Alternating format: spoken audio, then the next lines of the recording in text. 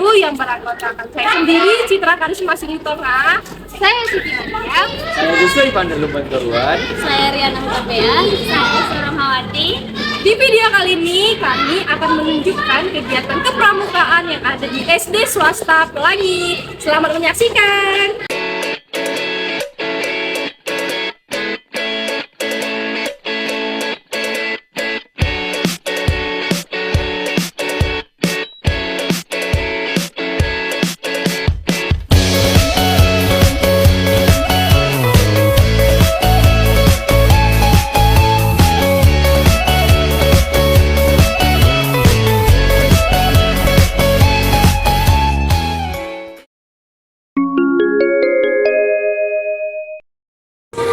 Assalamualaikum warahmatullahi wabarakatuh. Waalaikumsalam warahmatullahi wabarakatuh. Sore. Iya. Selamat pagi Pak. Ya. Perkenalkan kami dari mahasiswi Universitas Negeri Medan semester 6 yang telah minta izin kepada Bapak semalam Pak. Mewawancarai terkait dengan pramuka secara umum yang telah kami observasi pada hari Sabtu kemarin. Iya. Perkenalkan Pak, nama saya Syarah Mawati. Saya Citra Karisma. Saya Guswa Ivan Lumban Keruan. Saya Siti Maryam. Saya Riana Mutabea. Saya belum mau memperkenalkan diri ya. Saya Febrian Arifin, Kepala SD Pelangi Medan. Mungkin langsung saja Pak. Iya, boleh. Baik Pak, di sini kami akan menanyakan terkait metode kepramukaan. Mungkin metode kepramukaan itu ada 8, ditambahkan dengan satu sistem AMAU. Mungkin nanti Bapak bisa menjawab wawancaranya dengan berdasarkan apa yang memang ada di skala ini. Misalnya ketika pramuka apa yang terjadi, Bapak melihat yang seperti apa, seperti itu nanti ya Pak. Yang pertama itu Pak, kami akan menanyakan terkait metode tentang kode kehormatan. Metode tentang Kode kehormatan Pak. Bagaimana cara efektif yang dilakukan sekolah untuk mengajarkan kode kehormatan kepada adik-adik SD dalam ekstrakurikuler pramuka? Kalau sebenarnya kode kehormatan, kalau menurut saya ya, karena kan kalau pramuka kan ada pembinanya ya kan, pembinanya. Jadi bagaimana menerapkan disiplin tata krama anak-anak itu tersebut. Jadi pramuka itu kan diharapkan hasilnya anak-anak itu bisa disiplin, sopan santun seperti itu, ya kan? Maka itu diadakanlah kegiatan pramuka yang kalau dulu di tahun 2000 di kurikulum 2013 itu kalau nggak salah peraturan menteri nomor 12 tahun Permendikbud ya nomor 12 kalau nggak salah saya tahun 2010 itu kan wajib. Terus habis itu dirubah lagi, ada rubah kemarin tahun 2024 Permendikbud Ristek apa Permendikbud tuh namanya tahun 2024 nomor 12 juga kalau nggak salah saya, itu kan ada perubahan pergeseran ya kan, yang jadi banyak perdebatan, yang jadi diasumsikan bahwa pramuka itu wajib, kegiatan sekolah wajib tapi tidak dipaksakan, asumsinya ya, persepsi orang jadinya tidak dipaksakan ke setiap murid ya, seperti itu. Memang kalau dulu sih kegiatan pramuka kan wajib, tiap anak wajib biarpun ada ekskul lain. Tapi semenjak Permendikbud baru itu memang ada penurunan dari jumlah yang ikut pramuka tersebut ya, seperti itu gitu. Jadi memang beberapa metode yang diterapkan seperti metode-metode langsung ke praktek seperti itu mereka. Kadang-kadang juga kita pernah mengadakan persami sekolah, dan juga saya lupa dulu pas angkatan ya yang kerja sama pramuka ya buat kegiatan literasi, kemah literasi dengan pramuka seperti itu. Jadi ya Metode-metodenya seperti itu. Biarpun masih ada metode-metode ceramah kan, kadang-kadang mereka dengar ceramah juga dari para pembinanya seperti itu. Tapi lebih banyak kegiatan pramuka itu lebih praktek. Ya, learning by doing kan itu kan. Jadi seperti yang tadi saya sampaikan, pramuka itu sekitar 70-30 mungkin. 30% teori, 70%-nya lebih ke praktek. Jadi misalnya lah, yang paling dasarnya teori semapur ya, bendera ya, kalau nggak salah saya ya kan. Ya paling nggak kan diajarkan secara teori dulu, ada gambar-gambarnya ya kan. Setelah itu ya dipraktekkan tali temali ya kan. Mau nggak mau kan awalnya pembina kan teori, ceramah dulu ya kan, teori dulu, mencontohkan dulu, habis itu dipraktekkan ke anak-anak, mendirikan tenda ya kan, ya seperti itulah sampai ke baris berbaris. Itulah beberapa contohnya.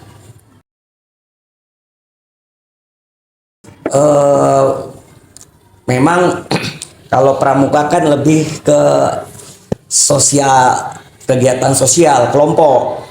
Agak berbeda dengan waktu dulu zaman saya sekolah, zaman saya kuliah, ada namanya biarpun agak mirip, ada namanya kegiatan pencinta alam, Ngapala.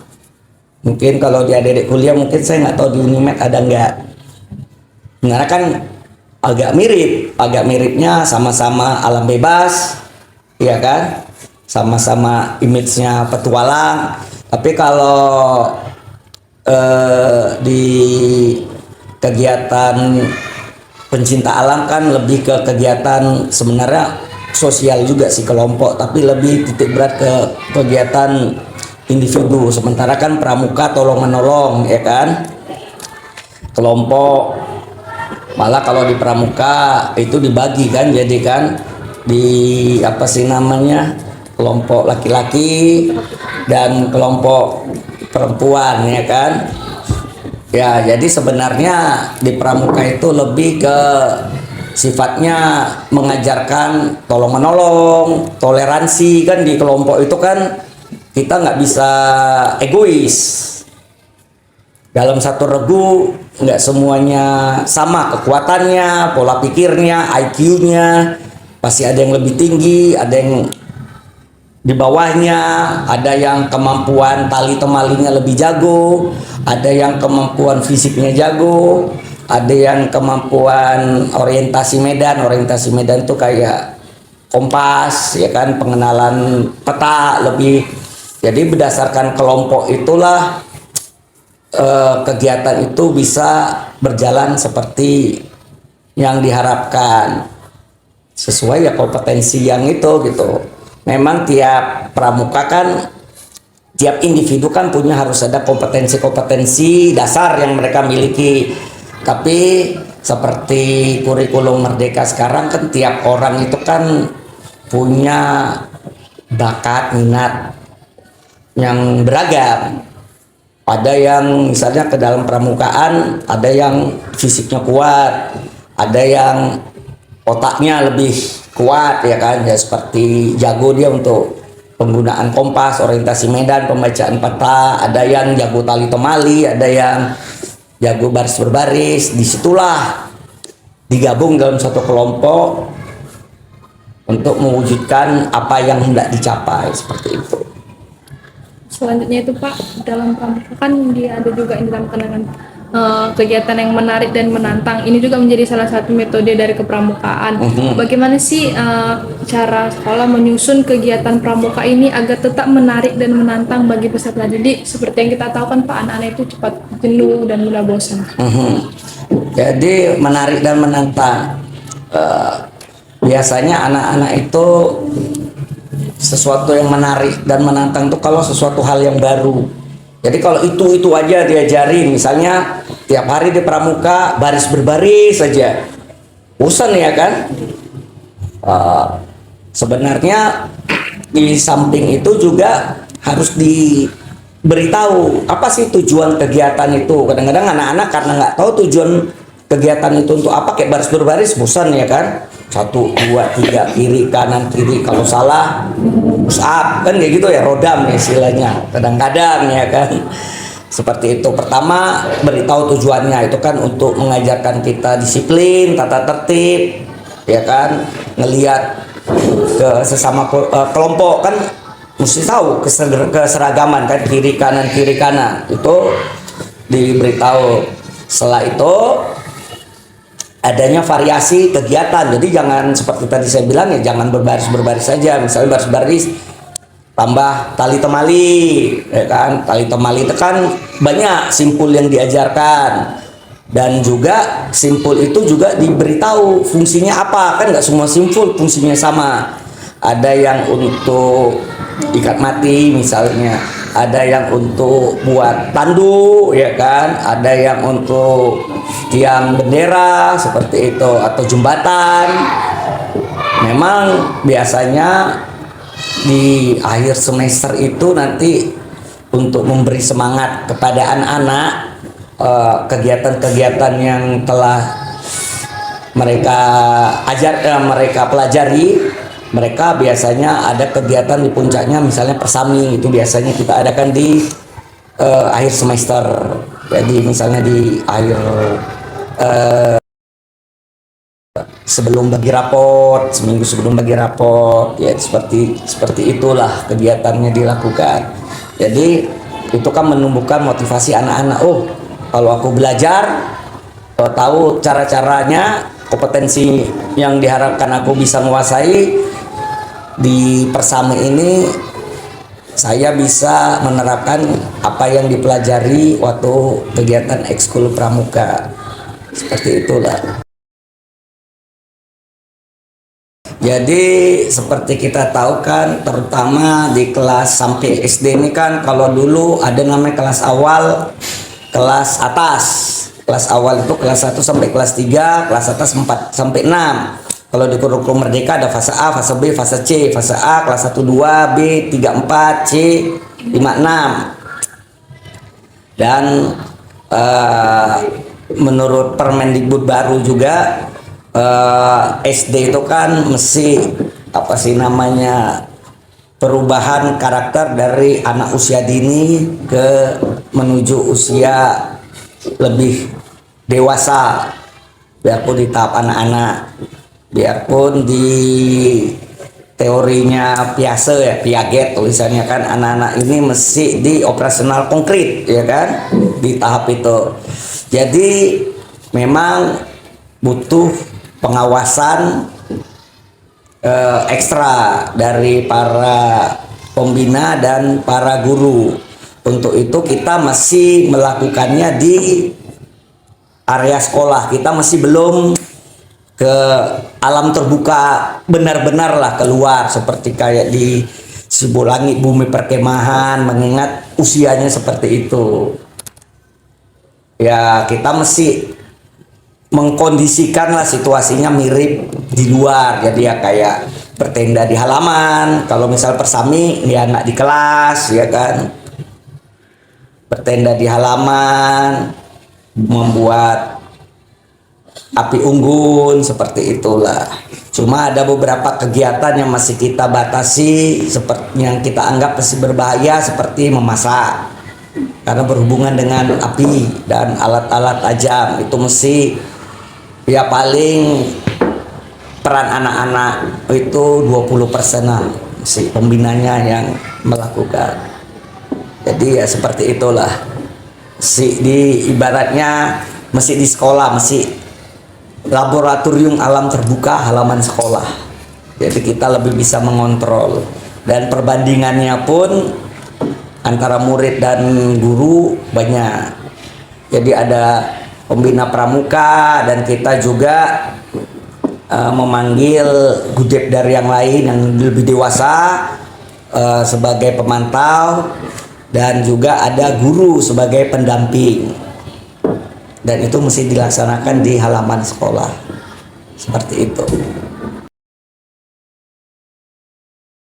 apalagi sekarang Ki Hajar Dewantara itu kan sering dihubungi dengan kurikulum merdeka, ya kan. Jadi memang ya kakak pembina itulah ya sebagai panutan anak-anak pembina pramuka. Di samping kalau peran orang dewasa, karena di sini sekedar mengingatkan, nggak semua guru-guru tergabung di pramuka, ya kan.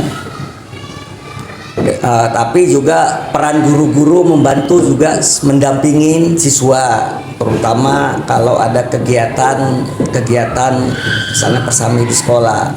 Balik lagi tadi, dia peran si pembina pramuka itulah kakak-kakak. Oh, istilahnya kan bilangnya kakak-kakak pembina pramuka, ya kan. Jadi kalau dia di belakang sebagai pendorong, ya kan. Di depan sebagai apa coba? Menarik ya, contoh ya kan, menarik. Kalau di tengah Berikan semangat. semangat, ya seperti itu. Disitulah kita, si kakak pembina itu juga ngelihat berdasarkan situasi. Ya kadang-kadang kalau si anak lagi capek, kalau kita bilang capek lah, kegiatan pramuka lebih ke banyak kegiatan praktek, ya kan, fisik. Ya dia sebagai pendorong dan penyemangat, berarti itu di belakang dan di tengah, ya kan. Kalau untuk misalnya sebagai pelatih memberikan ilmu-ilmu baru, iyalah kompetensi baru, dia bisa sebagai di depan, garda depan, karena dia sebagai pemberi contoh dan mengajarkan, menarik, seperti itu. Ya, itulah yang kita coba terapkan di kegiatan pramuka di sekolah ini, seperti itu. Sementara ini kalau kecakapan kita mesti lokal, gitu kan. Jadi lokal itu kenapa saya bilang lokal, karena kita masih dalam pengurusan gudeg, ya kan. Jadi pengurusan gudeg itu kan ada beberapa syarat yang mesti dipenuhi, seperti jumlah pelatih yang memenuhi keterampilan dasar, lupa saya standar keterampilan dasar, lupa ya saya kok jadi lupa, KMD ya kan, KMD seperti itu. Dan sekarang masih dalam pengurusan, memang udah berapa bulan seperti itu. Jadi kita untuk sementara kita belum berani. Jadi kan biasanya kan ada tanda-tanda kecakapan, misalnya si murid telah lulus di kompetensi tali temali, ada tanda kecakapannya, telah lulus kompetensi mountaineering, apa sih namanya, kompas, ya kan, kalau saya istilah mountaineering, membaca peta, sampai ke yang dasar-dasarnya, misalnya ke kecakapan-cakapan yang dasar seperti itu.